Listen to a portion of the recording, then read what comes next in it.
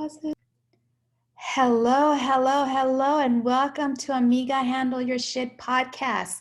Today I have a very special guest.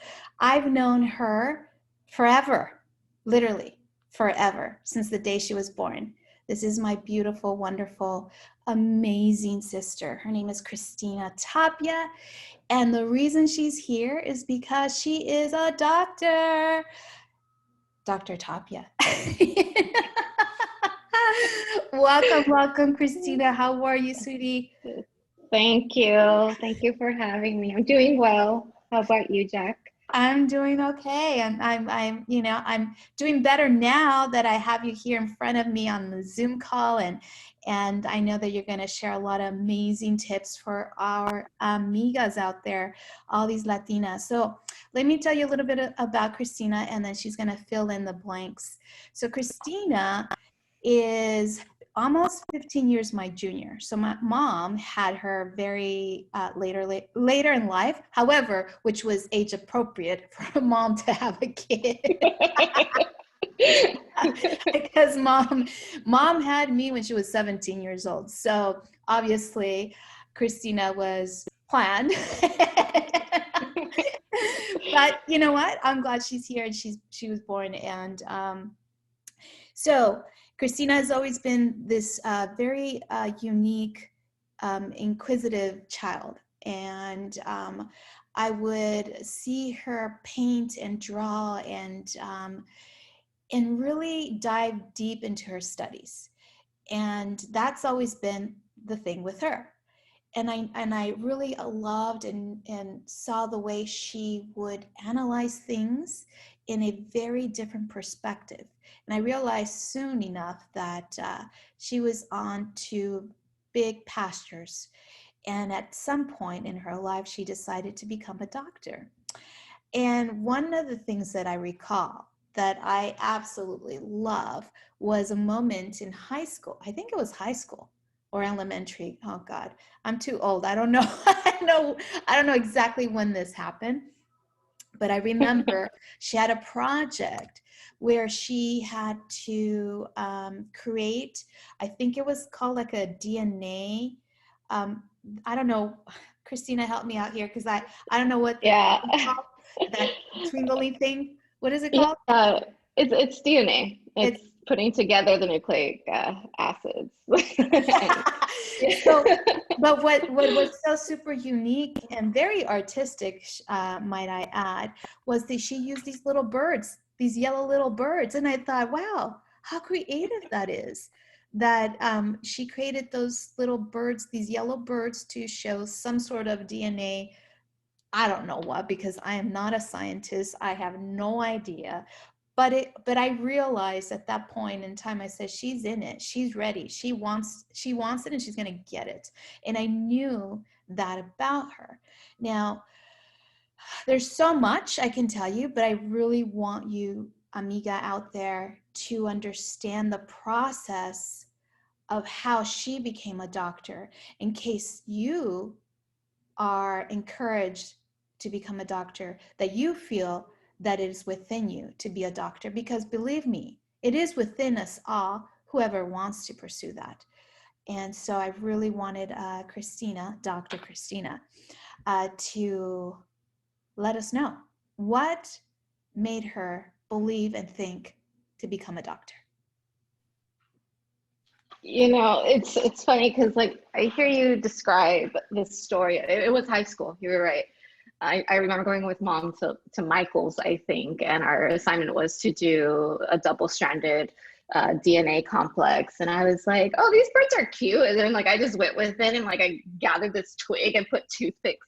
I don't know, but it worked out. I got an A. Of course you would. Of course you would. That was a fun one. But I actually didn't always want to be a doctor. Like I felt like I wanted to do science. And so for that class, that was biology, which was connected with chemistry. And just the whole profession of doctor came more so from, I mean, when you're younger, that's what you associate that with. That's like the most common thing. career-wise. I mean, because there's researcher and, you know, all sorts of different scientists and things like that, but I had no idea what was out there. I just knew, hey, here's science, I like it. Here's math, I like it. I'm good at it. Let me just see how this goes. And I say that I didn't always want to be a doctor because, I mean, with our story, I felt more deterred from it, actually. When our mother, she had an accident back when I was about 8 years old in 1997. And I remember being with Jackie in her bedroom back in our old house, and her getting the call that our mom was in the hospital, got flown by helicopter, and her face just went white. And I had no idea that our life was going to change forever. And growing up, because I was the youngest, I was always around her and having to translate for our mother. Jackie, I think, was at the time already at university on her way going with plans to go to law school. And so when I would go with mom to her doctor appointments, it frustrated me because I would see her in pain and I didn't feel like she was being taken seriously. And, you know, here I am, like this 8-year-old, then going on to 9 years old, like not really understanding the ramifications of it all, but still trying to advocate for her. Because she wasn't, now that I'm older and I know better, I remember very much like them approaching mom as if it was like drug-seeking behavior. And so that like drug-seeking behavior, because she was in so much pain. Right. I mean, she broke 3 of her vertebrae, which was extremely painful. She went periods without walking because she went through more than one surgery to try to fuse her back. And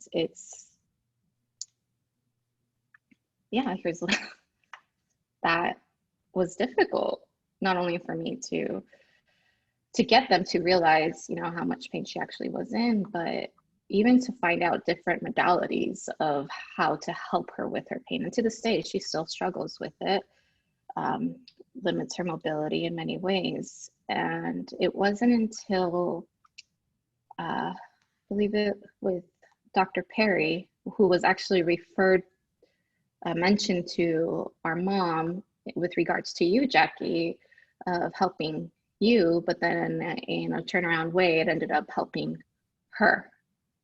And then in turnaround helped you. Yeah. So everything is very synchronicity because it's I don't know, for those of you that don't know, I was diagnosed with multiple sclerosis back in the year 2004. And so there was some debilitation things happening for me, never to me. And so I was, at that time, I think I was pretty sick. And so that's how that whole thing occurred.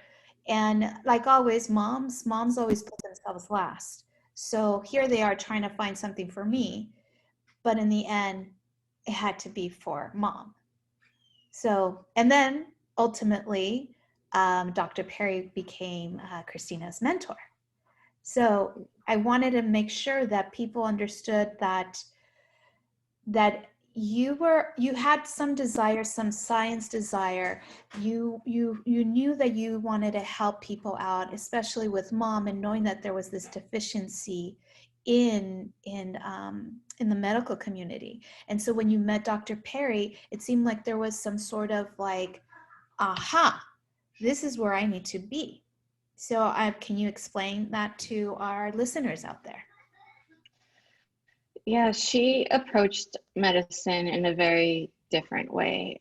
So Dr. Perry is a doctor of osteopathic medicine, known as a DO.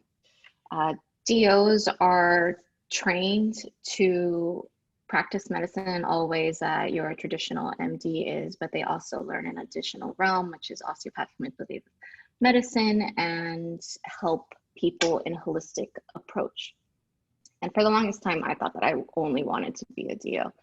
And I mean, later on, we'll get into how that path changed. I ended up becoming an MD, but that is what changed my approach into desiring to go into medicine for sure, because that connected, her mentorship connected with me ending up going to Ecuador on some medical missionary trip, just completely changed my world. I was out camping in the rainforest and visiting places that didn't have any medical care access, and at the same time also going to these little towns and learning how the local physicians were treating the people. They were doing house calls, they were making vaccine campaigns, they were just making their population aware of what the local threats were to their healthcare. And that's when it was my aha moment, in that my traditional sense of what medicine wasn't necessarily going to be confined to those four walls of an exam room. So the kind of doctor that I would ultimately become was completely dependent on how I wanted to practice. And so that's when it all changed for me. So it all, wow. Okay. So I remember you going to Ecuador, and as an adult, because here I am, I'm obviously this much older, I could be Christina's mom, Dr. Christina's mom. That old enough too. And I thought this would be the best thing for her. As scary as it was, because she was going into a foreign land where obviously she didn't know anybody. She didn't know anybody there. And it was just I really felt in my heart and in my soul that this was going to be a monumental experience, almost to the point it would be out of body. And I think it would be important for amigas out there to know, how on earth how did you get that opportunity to go to Ecuador? Because it's not like it just falls on your table, on your chair. So tell us, how did that Yeah, so I didn't go until after I had graduated university, but I first came across this organization called Child Family Health International. And they're actually based out in San Francisco. And I went to university at University of San Francisco. So they had, like when they have those kind of similar to like career fairs, they also had, these just opportunities, things to do, like if you wanted to travel abroad or study abroad kind of thing. But this was also one of the booths, and I remember coming across it and being like, I'm gonna keep that in mind. There was this representative, we got to talking, like, what sorts of things do you do? And back then I was very much motivated to do, still thinking DO with a mix of like maybe homeopathic medicine. Because I, at the end of the day, I'm still very spiritual and try to maintain that kind of intuition when it comes to practicing. But I still wasn't convinced on the idea of going to medical school. I was still very much like, yeah, okay. And I don't know if it was me trying to rebel, how like we are when we're younger, like, oh, our parents want us to go do that. Like, no lo voy a hacer.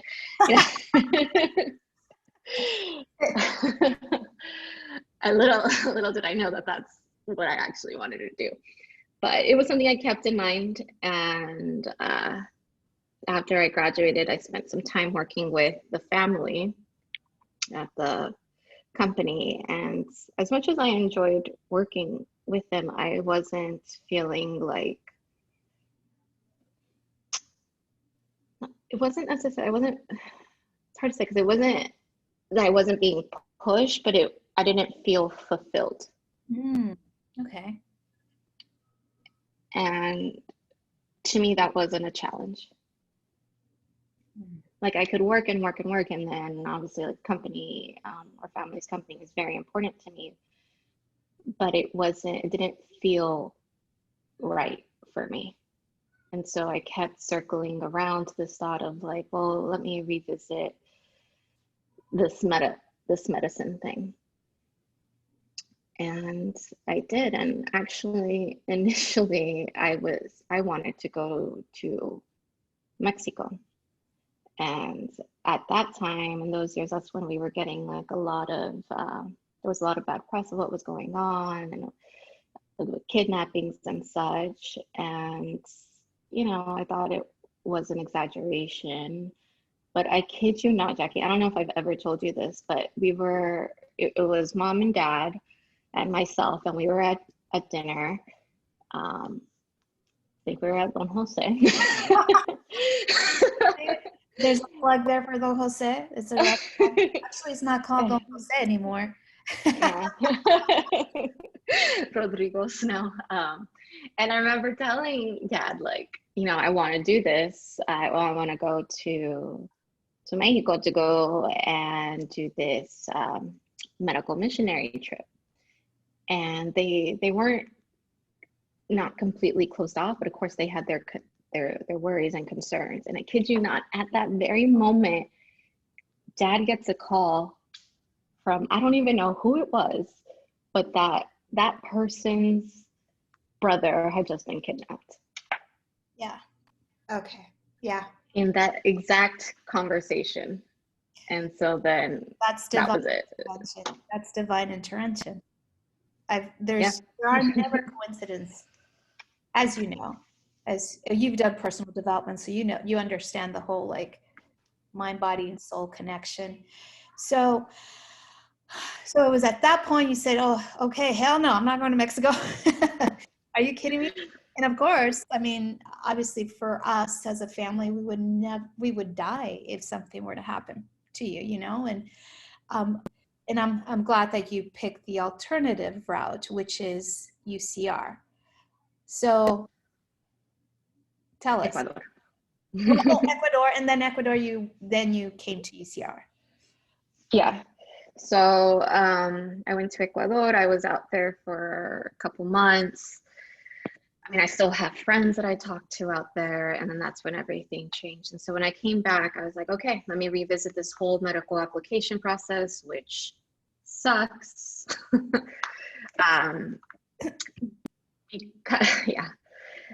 Because it takes time and a certain knack to do it. It's not enough to just know that you need to apply to medical school. And so I was very naive back then, and that's when I first had to really change in how I handled my shit. Yeah, because it just wasn't enough. It wasn't enough to know that, hey, there is this area online where you go and apply and you pay these application fees and you write these essays and you tell them all the extracurriculars you've done. There's more to that. It's about networking. It's about getting in there and getting the right mentorship, speaking the language even. And there's a culture to the application process. And I applied more than once.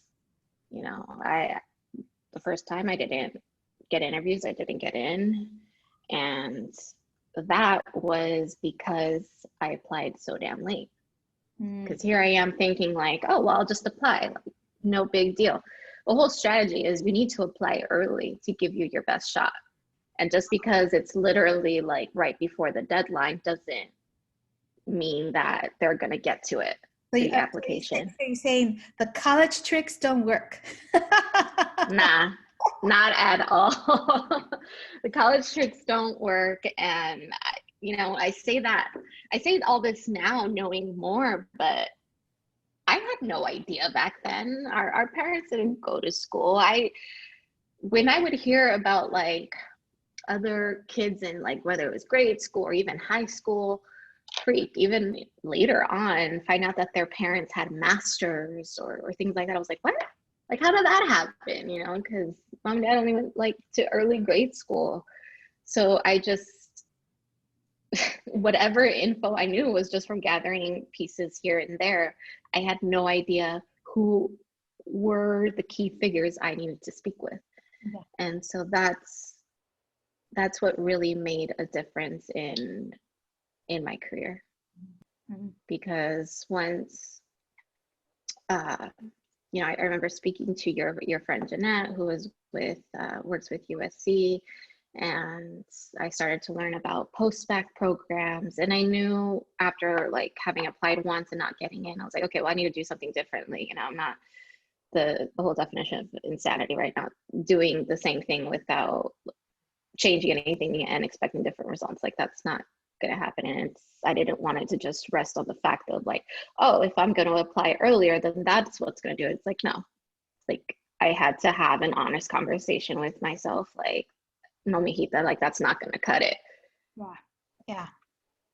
And regardless, like with reapplying, that wouldn't change my academic record, which wasn't poor by any means. It was fine, but that's it. It was just fine. And that's not good enough. And that's okay, because that allowed me the space and the time to be able to make me not only good enough, but someone that schools wanted. Yeah. And then later programs would want. So I applied to postbacks, and I was also very close to maybe even going to med school right then and there, like just because I just wanted to get started. And so it came down to, all right, do I do this postbac at a UC, or do I go to med school and get this stuff started in Mexico? And I almost went to Mexico, but then who was it? I think it was Junior who was like, if it's going to take the same amount of time, because in going to med school in Mexico would have still taken me extra years because their process is a lot longer. And doing post-bac in the US would be a post-bac year, an application year, and then 4 years of med school. So it was going to be the same amount of time, pretty much. And Junior was like, well, if it's going to take the same amount of time, and we already know that if you are US trained, it's a lot easier, unfortunately, which sucks because we have such a physician shortage, you know, and we need more doctors. Not to say that it's impossible, it definitely isn't. There are many doctors that do practice internationally and come back.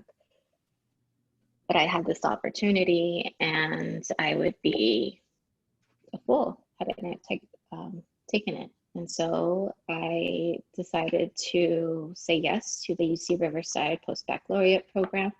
And what that did was it allowed me a place to really work on my academic performance. I was able to do something that I didn't even know how to do in college, because now I had the guidance. Now I had someone telling me what were these tricks. How was it that all these other people were able to get into med school? How is it that all these other people were able to get straight A's? And at first I was like, I don't know. I don't know if I can do that. And then fast forward, I ended up getting a 4.0 the entire post-bac term, like the entire year. Of course. That's something, yeah, but that's something I never did. Like high school's a whole different game. College, I did fine. But the tricks in the post-bac that I should have had in university, because that's a lot of people have a different background. People who have parents who are educated, you know, who are even doctors themselves or in the whole graduate field, they had the leg up of what to do, where to go, who to speak to. And so what I didn't know, or what I didn't utilize as effectively, was office hours. It's the most simple concept, but office hours, like, not only did it offer me a place to make sure I was understanding concepts well enough and accurately and being able to utilize equations or had problem solving skills improved, but it allowed me the platform to build relationships with these professors. Mm. And at the end of the day, you need those relationships in order to secure letter of recs, in order to vouch for you to get into somewhere like medical school or even nursing school or PA school, whatever you want to do, whatever graduate school, most of these grad schools require you to have letter of recs. And if you're now going to a UC, which their classroom sizes are in the hundreds, the only way to really get yourself to stand out is by getting to know the professor, right? And the space for you to do that is in these office hours. So it's like, it's not. And these are things, and not to just interject here, but these are things that I would say a lot of first generation immigrant families don't really know. They don't. They don't. And so we see other families where there's, like, for instance, like, I'm first generation, so is Cristina, but my kid is second generation. She now has the ability to be even better than me because I can guide her, I can mentor her, I can show the way through my connections, I can show her the way.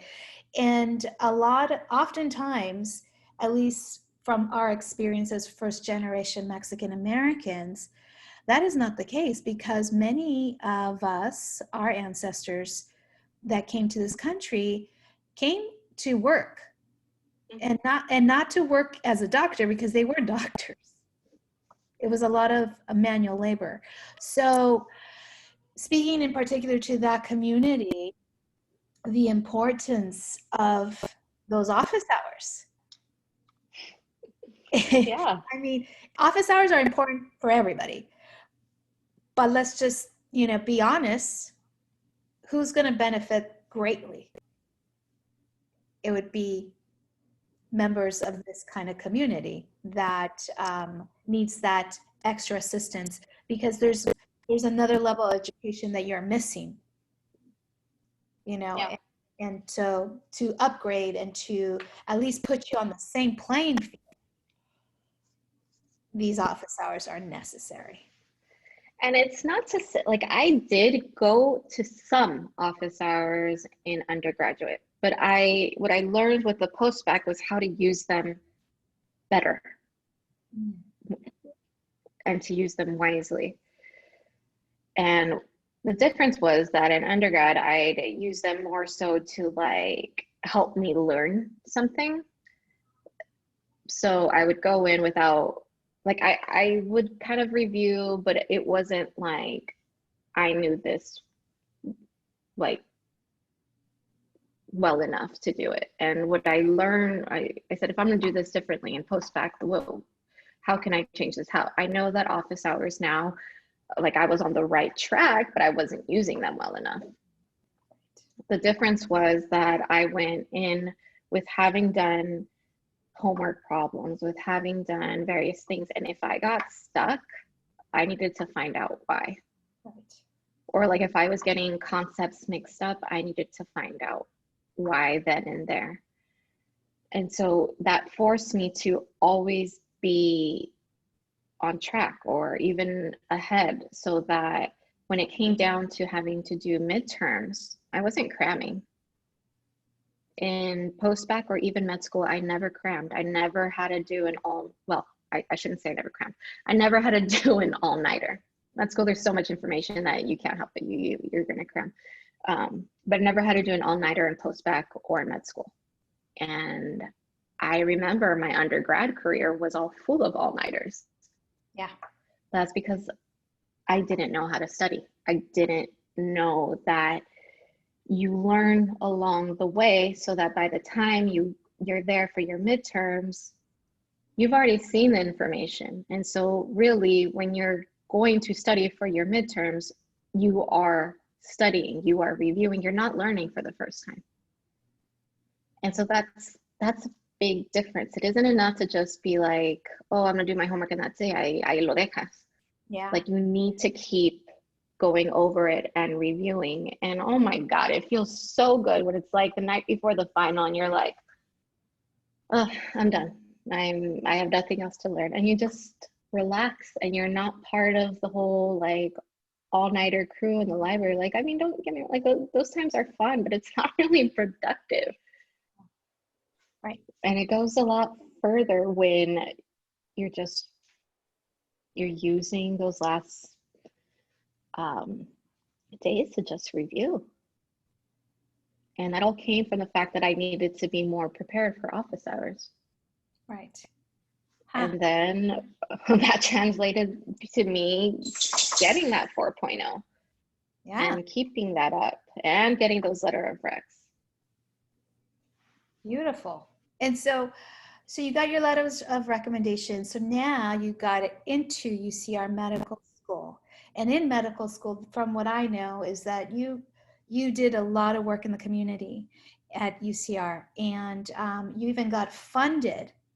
You got a scholarship to create something very beautiful in the community. And I really wanted for you to discuss the two important things that you did at UCR that has allowed you to come to Chula Vista and become this amazing medical doctor. Yeah, so what also I learned while being at Riverside through the postbac was how I was able to make these changes within a community, because Riverside became my community. I ended up living there for many years. And something that I did, I mean, we did a lot, but between the postbac and then getting into med school, I did diabetes health coaching. And so that's when I was out at a county hospital and I had my patient panel, my bilingual patient panel, and I felt already like a doctor. And I had my patients asking me advice, and I'm like, well, I'm not a physician yet. I'm here to help you with this X, Y, and Z. But it really opened the door to me to realize like how many inequities there are. Right. What are the disparities in medicine that like deeper into it than I had already known? Why is it that my patients don't already know this if they were diagnosed with diabetes like 10 years ago? And so I worked with that for over a year, and then I ended up teaching other health coaches. And so that's still a program that exists at Riverside, but the funding one, that was, I have a friend, her name is Candace, and she used to do, be like what's it called? The crisis work line, telephone persons. And so she would be the one that was getting these calls from persons who had been abused, assaulted, raped.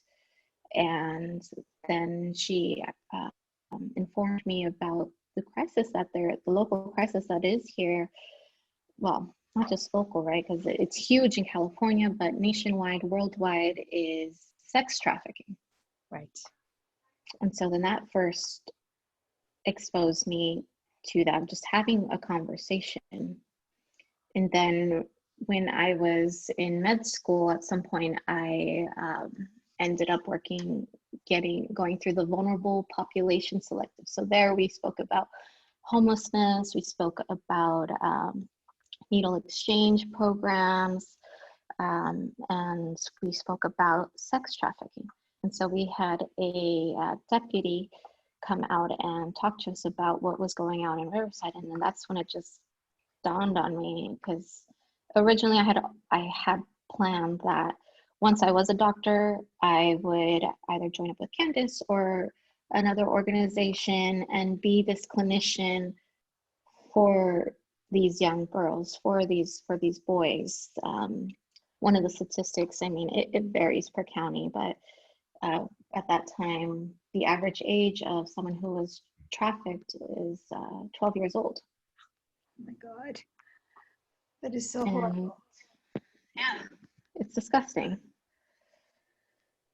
And I would think to myself, like, well, when I'm a doctor, I'll be that doctor for them. I'll be that advocate. I will make sure that they feel welcomed and that they're not scared to speak to me. or anyone else in whomever I'm involved with in a clinic. But in having that discussion through the selective, the vulnerable population selective, I thought, well, why the fuck not now? Right. And it just, I thought about it, and I could not sleep that night. And so I just like started brainstorming all of these ideas. And the next day I had told one of my mentors, one of my preceptors at a rotation, like about this. And one of the ideas was to do an escape pack. So it would be filled with supplies that a victim turned survivor would have when they wanted to get out of the life. Right.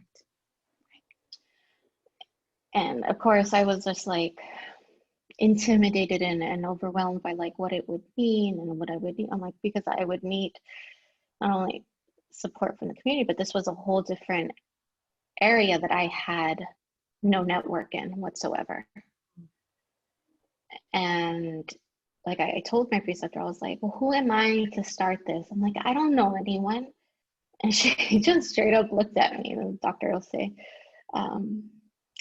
she just was like, girl, look at you. You are a badass. Of course you can do this. Like, don't sell yourself short. And I was like awestruck because I'm just like, what?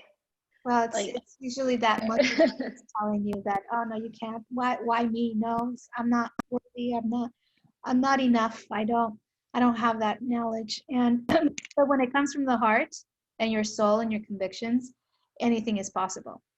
So I know, fast forward, you got this clinic up and running, and this, you had these packs given to your so patients. the clinic is a future idea. These packs, I just happened to come across a poster from the Centers of Healthy Community sponsored by UCR of a call to action of people to submit their proposals on doing a project in the community. And I was like, okay, like I hear you, God. Okay, I'm gonna apply. I applied and I got it. And so then that's what started it off. And we were able to work with, it became a we because it ended up being a huge project after that. And so it's these packs that are supposed to be supplied within the emergency room to these two identified victims, right? And with COVID, that kind of put pause on things, but we're well on our way to getting that all into action. But then that opened the door into helping this community out here in San Diego, which is actually like the worst affected community of the highest density of victims out here. And so we're taking it a step further and going to go into schools. And, you know, I'm blessed to be in a program that is providing me that support and be surrounded by other residents who want to do that as well. Right. Oh, well, I mean, it started off with that idea back then, and now it's just going to be huge. And I know that to be true because just knowing who you are, Cristina, and how the tenacity in your heart, it's very kind, always willing to help out. And I'm super proud of you, Dr. Cristina. And, you know, I think that you were touched upon, you know, down in the San Diego County area and where you're at right now as a medical doctor. And you touched about a little bit on the whole COVID affecting this as well. Now, I'm sure everyone out there wants to know what do you see? What do you think it would be not, I mean, I guess not the best, but what do you feel that we as members of the community can do to avoid getting COVID? or help someone who has COVID? Like what advice do you have? Well, besides being a doctor, the first-hand advice is our family got affected by it. And one of and then there's a lot of resistance out here about not wearing a mask. And a mask plays a big difference. And I know people are tired of hearing that and tired of wearing one. And there's these beliefs that it's, it interferes with your oxygenation and all of that. It's like, no, that's not it. And that's not the point. And to not wear one is really to be selfish against mankind. It's because by wearing one, you have no idea if you have it. And say you cough or sneeze, or if people spit when they talk, that mask would cover it. So wearing a mask, definitely, especially when you're out and about in public, people are going to gather. And especially since it's been such a long time going through this, once you're mixing different households, if you're going to lunch with someone, wear a mask. Then even, you take it off for you to eat, but even when you're talking, wear a mask. Because it doesn't matter if there's only like 3 people with whom you are with. If you don't live together, then that's 3 entire households. Washing your hands regularly, and there is a right way to wash hands. So just, YouTube World Health Organization or CDC washing hands and watch that video, because it's far more intricate than people first realize. So those are like the main things you can do.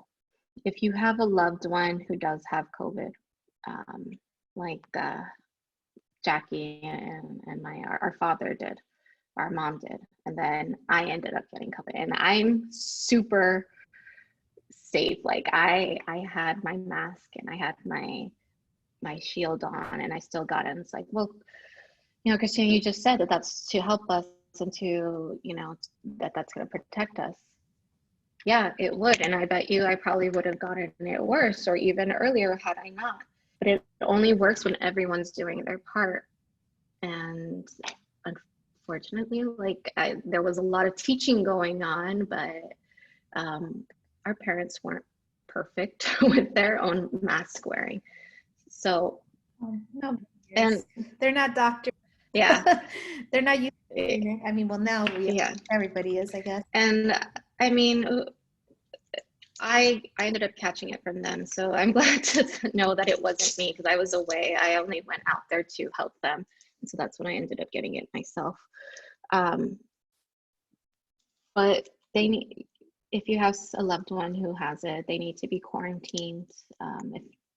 And if they're in the same household as you, then isolated in a completely different room. And it's for your safety as well. And that's okay. And it's only temporary and it will pass, but the importance to keep one another safe. And even if it feels like a cold, COVID can take the form of all sorts of different things. That's why they say even asymptomatic people, meaning people that don't display symptoms, can still give it to other people. Like, you never know. You won't know until even if you get tested. That's when you can say, oh, that's what I have or don't have. So if you feel sick, you stay home. You don't go out to visit anyone. You don't go out and walk. You just quarantine, and you take care of yourself by taking care of others, and you do that by keeping space. If you feel like you're sick, if you feel like you're really sick, you're having a hard time breathing, then that's when you should go into the ER. When I went to go first see Dad, he wasn't at that level yet, but I made sure he had a pulse ox. He had already had one, and so I taught him how to use it. And that's the little contraption that goes on your finger to check your oxygenation. But more than that, just clinically, meaning like when Dad was, I told him, if you're having a hard time breathing, like even when you're sitting and you can't really talk, that's when you go to the hospital. And that's how fast this thing can change, because one day to the next, that's where he hit. And then that's when he ended up in the hospital for quite a while. Right, right. It was a very scary time. And for those of you out there that that are around people who have been afflicted by it, know that there are proper measures to take, and just make sure that you alert those around you if you have it. And you know, this is a community. We're supposed to take care of one another. And so thank you so much, Cristina, for that piece of advice. As we are ending our call, I really, as I always do, I always ask my guests if they could share with us at least one or two hacks or tricks on how an Amiga can handle her shit. So what would you say would be yours? Don't be afraid to ask for help, because, amigas, I needed it. I wouldn't be I wouldn't be here today if I didn't ask for help or reach out to the people, or even put my pride aside to take people up on their offers, you know. And like it's been mentioned before about mentorship and seeking people out. If there's something you want to do, find someone who has had a similar path and reach out to them. And if they're super busy, then you reach out to them again. Sin vergüenza, like, you just ask. Some people, Yes. yeah, like, don't feel embarrassed or guilty, like, oh, I don't want to. Yeah, you know, we want to pay it forward. We want to be able to help others, and we need more amigas, more amigos out there. The current Latinx population in California who are physicians is about 4% right now. Wow. Yeah. Wow. So it's huge. And even if you're not of Latin descent, because I know Jackie has listeners from all sorts of backgrounds, learn another language, learn Spanish. Spanish is big right now, and especially in the healthcare community, we need more Spanish speakers. So handle your shit by asking for help so that you can get help to handle your shit. Totally. Agreed.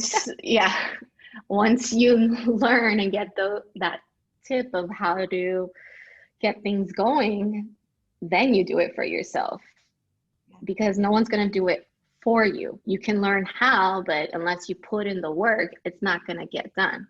Right. And that goes like, I was asking my partner, I'm like, well, what's something I could share with Jackie's listeners? And they're like, well, when your alarm goes off, you get up, like, no problem. I think that is a Tapia thing, Cristina. Yeah, but like, yeah, so don't snooze. You got stuff to do, you just start doing it. You plan your day out. That helps you handle your shit. If you're gonna procrastinate, do productive procrastination. So that's like, I don't know. Yeah. Like, make sure your stuff is in on time. If not sooner, then like don't apply to med school the last day or something like that. But like, if it's, an assignment to do, and you just need a break, then do something productive with your time. Clean, cook, do a hobby. I took up plants. Like, I now have a bunch of plants around my house. So it's do some, yeah. Learn what makes you happy. Do what you need to do. Ask for help, and make every day count. Go with your intuition. Yeah, I think as women, we have been truly blessed to have that sixth sense, that intuition. Men have it too, but they're not fully aligned with it. And I think as women, we are, and we become distrustful of it. and I feel that it is a very important point to say out there, is that if your gut is telling you something is off, it probably is, more likely than not. If your intuition is telling you this is right, listen to it, lean into it. Don't be afraid of it. Mm-hmm. Absolutely. And when something sparks joy, find out why. Don't just be like, oh, this feels nice. Like, why is it that you feel good about doing something? Yeah. Be more in as opposed to exterior. Bring happiness inside. I mean, we don't have any more time, but I remember, I know that you've delved into personal development, and it's one of the cornerstones of being aware, and fully aligned, is really digging deep, not so much on the outside, but more inside. And so I think that's an important note to also make. When following intuition is going in deep, really deep. Oh, yeah. You're gonna find wounds you didn't even realize you had that you carry with you. And it's okay to cry, you know. I Uh, would cry when going in deep like that, but it helps you get through it by far. yep. And it's rooted in there for a reason. But you can't blossom until you water those roots, right? Ooh. Well, on that note, we're going to close out. Thank you so much, Dr. Cristina, my sister. Not No my problem. You're welcome. sister. Thank you so much, everyone out there. You can certainly find her on Instagram, and all that information will be on my show notes.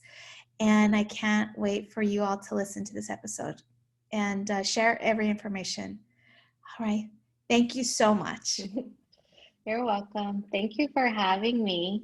I Absolutely. love you. I love you more. Thank you.